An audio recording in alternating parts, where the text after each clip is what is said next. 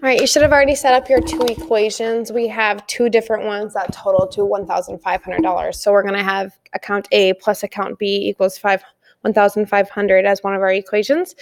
And in the other one, our account A is at an interest of 5%. So we're going to say 5% multiplied by A as a decimal, plus then account B's amount to figure out how much interest we get from that is 400ths multiplied by B equals our total interest of $69.50.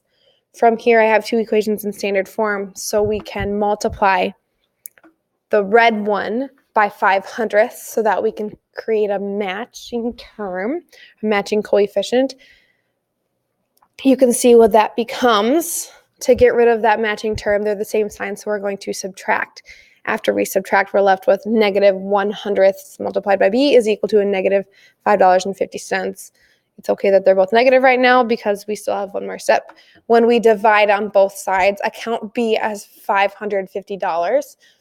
We can plug that back into our more simplified equation to be nice to ourselves. And then account A will end up with $950. You can check your work here for a moment and pause if you need to. Moving forward, one more problem that we're going to take a peek at. We're printing a newsletter that costs $1.50 per copy plus $450 in printer fees. So to create the newsletter, it costs $1.50 plus the $450 in a printer's fee. This sounds like an automatic charge or a starting point, and this sounds like, because of the per copy, something that's going to happen over and over and over again. Knowing that, we're going to write it in in slope-intercept form. The first equation, the total amount is going to be equal to the slope of $1.50. It's being multiplied over and over again, multiplied by X. If it's per copy, X then is going to be the number of copies. Y, like we're used to, is going to be our total fee, that is.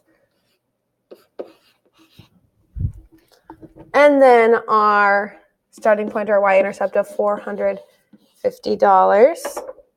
The copies are sold for $3 each copy. So the total fee for that is going to be equal to, because of each, that's going to be multiplied each time, 3x. We have our two equations. Give you a moment to solve both of those, and then we'll go through it.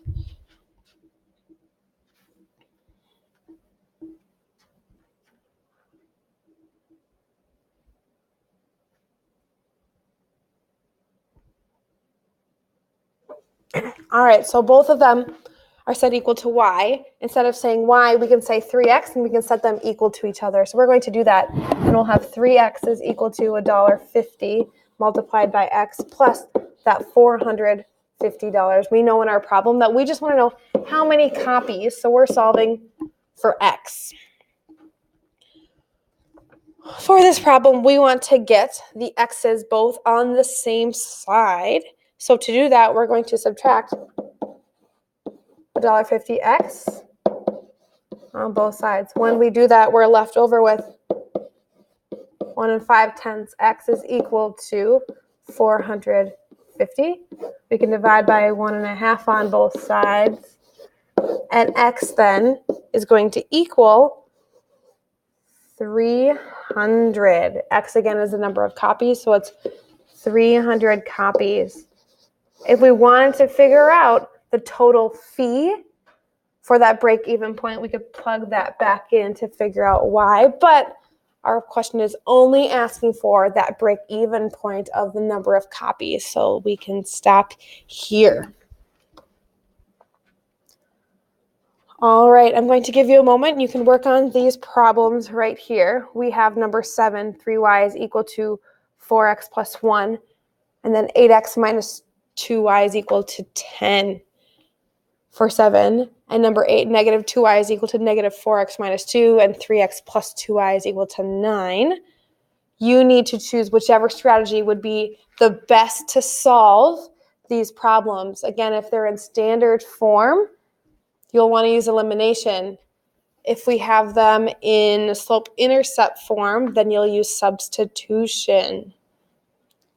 See which one works best, and then after that, you can work on your homework, which you can write down here.